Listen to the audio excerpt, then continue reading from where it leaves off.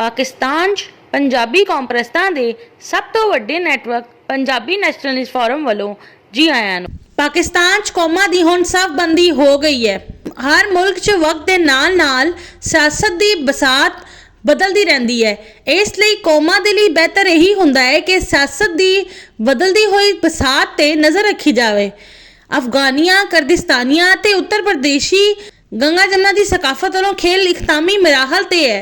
पाकिस्तान च कौमां दी हुण नवीं सफबंदी हो गई है। पंजाबी, कश्मीरी, हिंदको, डेरावाली का शुमार पंजाबी कौम च हुंदा है।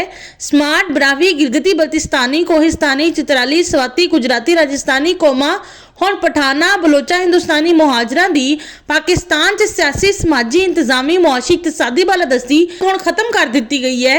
पाकिस्तान ते पंजाबी राज यकीनी है। पंजाबी राज च पंजाबी कौम दे इतिहादी, स्मार्ट, ब्राह्वी, गिलगिती बल्तिस्तानी, कोहिस्तानी, चित्राली, स्वाति, गुजराती, राजस्थानी होणगे।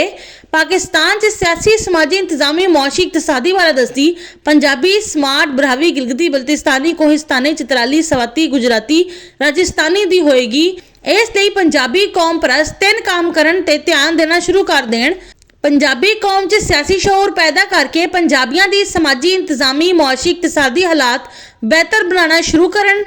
स्मार्ट, ब्राह्वी, गिलगिती बल्तिस्तानी, कोहिस्तानी, चित्राली, स्वाति, गुजराती, राजस्थानी दे नाल पंजाबी कौम दे चंगे समाजी और सियासी मुरासम कायम करना शुरू कर देण।